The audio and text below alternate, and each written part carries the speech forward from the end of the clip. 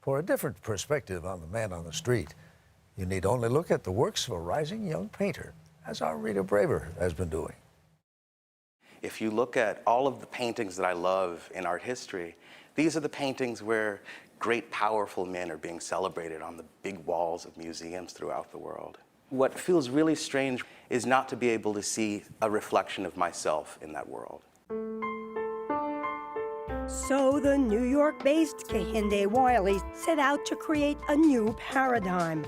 Men of color in street dress, painted in classical style, often echoing masterworks. The images are considered so hip, they've even been used as a backdrop in the Fox series Empire. Kehinde Wiley. Yes, indeed.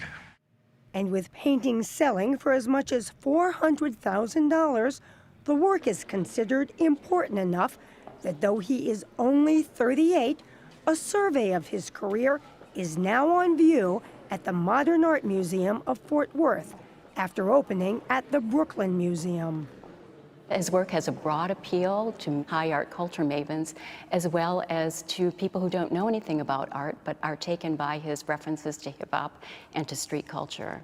But Eugenie Tsai, who curated the exhibit in Brooklyn, says that beyond their social statements, the paintings have undeniable artistic merit, as in Wiley's version of St. Andrew. There's so many ways you could read the face of this young man. Deliberate, do you think? I do think it's deliberate. I think one of the hallmarks of great art is a little bit of ambiguity, where things aren't spelled out for you. There's room for interpretation on the part of the viewer. With his over-the-top persona, Kehinde Wiley has been compared to Andy Warhol. And like Warhol, he's a celebrity magnet. Michael Jackson commissioned this portrait. VH1 ordered up a whole series featuring rap stars. But it's been a hard road to fame. He was raised in Los Angeles, where his mom ran a second-hand goods store to support the family. About how old were you when it started to click that, hey, this is what I like to do, art's what I'm all about? My mother sent me to art classes at the age of 11. I began to have kids around me say, will you make drawings for me? Will you make a painting for me? And it really clicked. He was good enough to earn a Master's of Fine Arts from Yale, and in 2002, a prestigious artist-in-residence slot at the Studio Museum in Harlem. It was in Harlem that he found this mugshot on the street. It crystallized something that I'd been thinking about for a very long time, which is that black men have been giving very little in this world, and that I, as an artist, have the power and the potential and the will to do something about it. So he and a team of helpers began pounding the pavements of New York, asking young black men if they'd like to be photographed and painted in classical style. But some critics have charged that Wiley is actually exploiting his subjects and that the work is cartoonish. Does that hurt, or do you look at it as a learning experience? You can't allow that to be what dictates your work. You simply have to say that they're talking about me. And he can be mischievous. Take a close look at Napoleon leading the army across the Alps. In small ways, I'm taking little jabs at the masculinity, the bravado. Even with the fact that there's sperm cells, all of this, taking this masculinity down to its most essential component.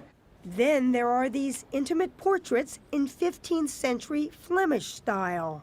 So I know that this particular portrait has a special meaning for you. Well, this is the first time I've done a portrait of someone that I'm romantically involved with. This is Craig Fletcher, my partner of 3 years. And I think this is a perfect way of having artistic inspiration and personal stories sort of come together. Wiley has traveled the world, painting young men from Brazil to Morocco to Israel. And now he's added women to his artistic repertoire. Excuse me. As shown in the PBS documentary, An Economy of Grace, he once again chose models from the New York streets. I can tell when you're getting into it. You're like, all right, yeah. But this time, he didn't paint them in their street clothes, but in designer gowns and fantastic hairdos. The colors aren't quite right yet. He finished much of the work at a second studio he keeps in Beijing, where, in a tradition dating back to the Renaissance, assistants do much of the background work. This is a rare Wiley painting where the subject turns away from us. What it does is it heightens the picture even more, so it charges the space because we want it more.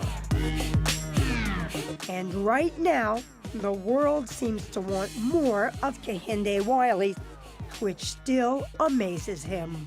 I started making work that I assumed would be far too garish, far too decadent, far too black for the world to care about. I, to this day, am thankful to whatever force there is out there that allows me to get away with painting the stories of people like me.